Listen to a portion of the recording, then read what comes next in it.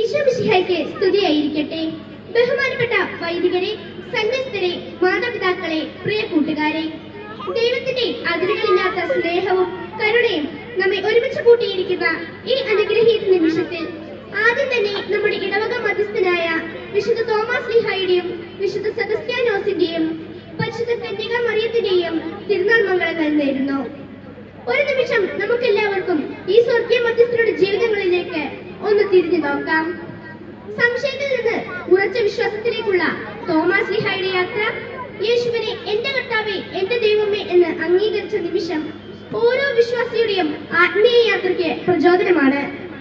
ഭാരതത്തിലേക്ക് സുവിശേഷം കൊണ്ടുവന്ന ധീര മിഷനറിയായി സ്നേഹവും സഹനവും ത്യാഗവും ജീവിതത്തിലൂടെ പകർന്നു കൊടുത്ത വ്യക്തിയാണ് വിശുദ്ധ തോമാസ് ശ്ലീഹ. എതിർപ്പുകളും വെല്ലുവിളികളും അവഗണിച്ച് സത്യത്തിന്റെ പ്രകാശം ഈ മണ്ണിൽ വിതറിയ അദ്ദേഹത്തിന്റെ ജീവിതം ഇന്നും നമ്മെ ധൈര്യത്തോടെയും പ്രത്യാശയോടെയും മുന്നോട്ട് നയിക്കുന്നു. നമ്മുടെ കുടുംബങ്ങളിലും സമൂഹങ്ങളിലും സ്നേഹത്തിന്റെയും സേവനത്തിന്റെയും ദീപം തെളിയിക്കാൻ വിശുദ്ധന്റെ ജീവിതം നമ്മെ സഹായിക്കട്ടെ. ധൈര്യത്തിന്റെയും വിശ്വാസ ദൃഢതയുടെയും സഹനത്തിന്റെയും അതുല്യ മാതൃകയാണ് കേരളത്തിന്റെ പ്രിയപ്പെട്ട വിശുദ്ധരിൽ ഒരാളായ വിശുദ്ധ സെബസ്ത്യാനോസ്. രാജാവിന്റെ സൈനികനായി പ്രവർത്തിക്കുമ്പോഴും ക്രിസ്തുവിലെ തന്റെ വിശ്വാസം ഒരു നിമിഷം പോലും ഉപേക്ഷിക്കാതിരുന്ന വിശുദ്ധൻ പീഡനങ്ങളെയും മരണഭീഷണിയെയും ഭയപ്പെടാതെ സത്യത്തിന് സാക്ഷ്യം വഹിച്ചു. അമ്പുകളുടെ വേദനകൾക്ക് പോലും വിശ്വാസത്തിന്റെ ശക്തിയെ തളർത്താനായില്ല എന്നത് അദ്ദേഹത്തിന്റെ ആത്മീയ ശക്തിയുടെ തെളിവാണ്. രോഗങ്ങളിൽ നിന്നും മഹാമാരികളിൽ നിന്നും നമ്മെ സംരക്ഷിക്കുന്നവനായാണ് സഭ വിശുദ്ധ സെബസ്ത്യാനോസിനെ ആദരിക്കുന്നത്. അതുകൊണ്ട് തന്നെ ഭയവും അസ്വസ്ഥതയും നിറഞ്ഞ കാലങ്ങളിലും അദ്ദേഹത്തിന്റെ മധ്യസ്ഥതയിൽ നമുക്ക് ആശ്രയം കണ്ടെത്താൻ സാധിക്കുന്നു.